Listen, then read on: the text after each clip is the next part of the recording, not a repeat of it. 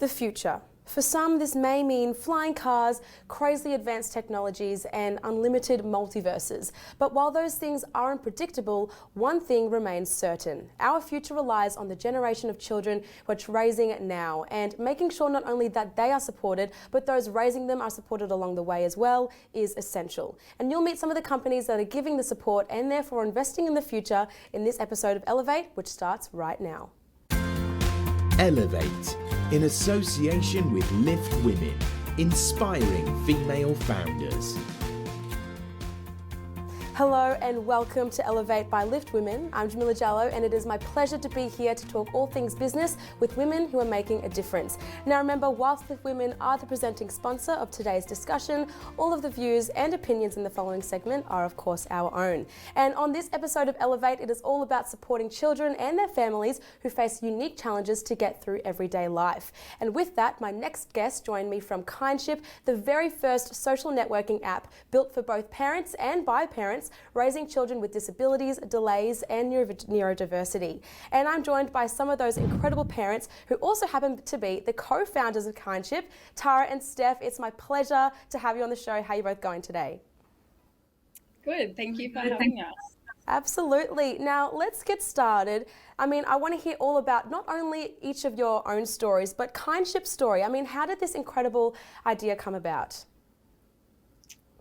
So I might just quickly jump in. So in 2018, my daughter was diagnosed with autism, and at the time it was a very, very lonely experience. We just had no context around disability, and I was really struggling with my mental health, how to access resources, and I connected with Sandy Golder, so our other co-founder, and she had a vision of really building this amazing community to empower parents. So we did that for a few years together, but our resources were kind of spread a bit thin. So for 3 years, and we had an opportunity to connect with our co-founders in Adelaide and the beautiful Tara here as well to bring Kindship where it is today. Beautiful. And Tara, tell us your story. How did you find yourself at Kindship? So I have 3 daughters, one of which has a diagnosis of cerebral palsy and autism. So when she was younger, I quickly realized that there wasn't much out there for parents who are raising children with disabilities in regards to therapy. So I started sharing what we were doing at home, and it sort of took off from there with our therapy play ideas. And this introduced me to Summer, our CEO. So she connected with me to see if I wanted to jump on board. So Summer's actually a qualified speech therapist. And I guess it all started from she was seeing these families and these children, but what got to her was who's looking after the parents. Like I have them for this hour, they're going home with these children, who is looking after them? So Summer connected with many parents all over and researched, and it showed what she had thought, that many parents were experiencing low well-being and low isolation. And that's where she started. That's where Kindship originated from. But she explains it beautifully, actually. She built the bones of the app, but she says it was missing the heartbeat, which is why she brought us on. The 3 of us co-founders have children with disabilities, and we live it every day. So. Now, what difference have you guys seen that Kindship has made in parents of children with disability? You guys are in those shoes as well. So what difference have you seen that this app has made? I think it's just meant an opportunity for families to connect on a day-to-day basis. For so many families, it's really hard just to leave the house or to access the community without being judged or, without fear of what others might think of them. So this offers a really easy way for them to connect from the palm of their hand, and then opportunities to go to meetups and to access events that are local. Yeah, absolutely. And Tara, as a parent yourself, has this also impacted you aside from being the founder of Kindship? Yeah, it definitely has. So I often think, when we first got that initial diagnosis, our daughter was 7 months, and I didn't know anybody that had a child with cerebral palsy, let alone a disability. So I often think, imagine if at that time I was also told, oh, there's an app, there's parents waiting on this app, they live the experience, they're ready to support and connect you. And I always think, wow, that would have just been like life changing. It would have made that acceptance part of the journey so much easier. Yeah. Now, on the business side of things, I mean, you've raised over $1 million for Kindship through crowdfunding. What was that journey like? And can you share some advice for other social impact businesses that are embarking on a similar journey? Yeah, it was definitely a whirlwind. It was a very, very, very busy time. I guess the main thing is to get as much reach as you possibly can. So we did that through ad campaigns, through PR events, SMS campaigns, email campaigns. Like the whole team didn't stop like that whole time, really. Anything to add as well? I think just the power of having an amazing team. So we put our hearts and souls into that campaign for that couple of months, really, and it was such a learning curve for all of us. So it was emotional. We had to face a lot of things that came our way, a lot of uncertainty, but having a really great team allowed us to make it through. So we're very, very grateful. Yeah, absolutely. And as female founders, just as we wrap up, what message do you guys have that you'd wish to elevate? I would just say, as parents, especially as women, as like working mothers, it's very challenging often to juggle everything. However, opportunities exist now for that to happen, and we have the opportunity and the capabilities to build that and to create that for ourselves. So keep going and keep doing what you're doing. Tara and Steph, thank you so much for your time on the show. It's been such a beautiful and enlightening discussion. So thanks for your time. Thanks for having us. Now over to my next guest today, and Mandy Dante is the founder and CEO of Flourish Girl, the organisation that is flourishing young girls' confidence and love for themselves through workshops, programs and presentations which have impacted over 10,000 teen girls and gender diverse teens, leaving 95% of them feeling more connected. And Mandy joins me now. Mandy, thank you so much for joining us. How are you going today? Hello, I'm Hi. doing so good. I am so pumped to be here. Thank you for having me. We're so pumped to have you. Now, let's get started. I mean, tell us about Flourish Girl. What is the problem here that we're trying to solve, and how is Flourish Girl doing that?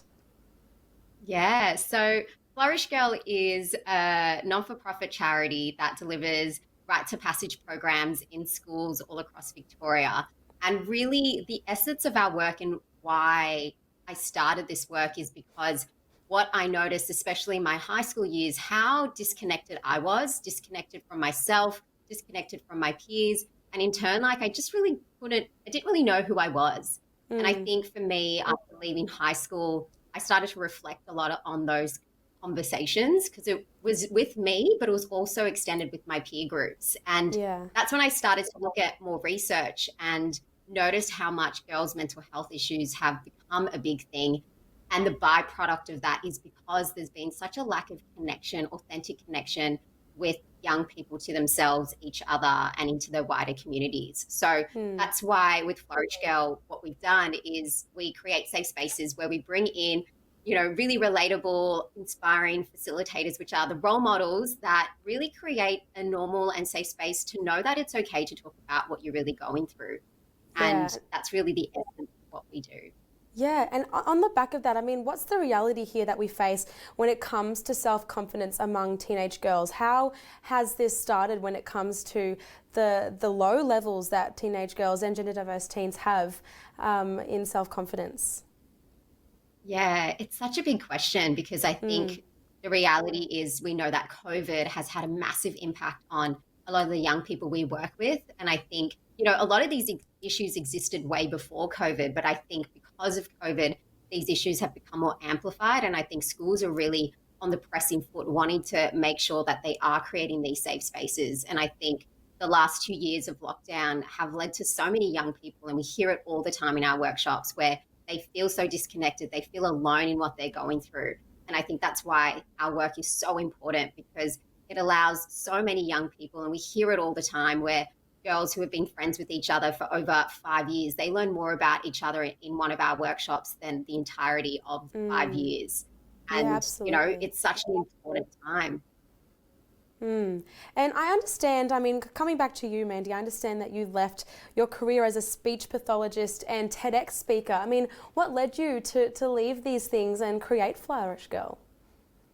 Yeah, so specifically for me, pediatric speech pathology was my profession. And I think it was probably around 2016 where I started to reflect on those high school years and realized how important it is to create a safe space. And I used to think if only I had a safe space about this would really make a difference.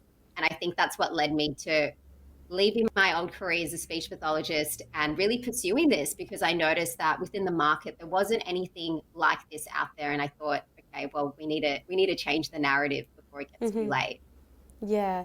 Now, Mandy, as a female founder of a business that is essentially flourishing and elevating other young women and gender diverse teens, I mean, what do you wish to elevate as in this position, and how do you make that happen? Yeah. Oh gosh, I think as a female founder, and especially being a woman of color, I think there is a reality that there isn't a lot of us out there. And I think with my personal journey, it's been so many highs and also so many lows. And I think something that I really want to encourage anyone out there who is a female founder or wants to be a female founder, know that you're not alone in what you're going through. And it's really important that you surround yourself with people who have a similar vision to you, a place where you can have a safe space to express what you're going through. So I think for me, community has been a massive thing that really has supported me on a journey of being a female founder. Yes, absolutely. Well, Mandy, it's been such a pleasure to have you on the show on Elevate today. Thanks so much for your time. Thank you. Some incredible women on today's episode of Elevate. Now, if you're embarking on your own business journey, or if you like the sound of elevating female businesses, be sure to visit liftwomen.com to find a community of inspiring entrepreneurs. And of course, be sure to head over to ticketoriginals.co for more insights and discussions for business leaders like the ones you saw today. I'm Jamila Jallo. See you again soon.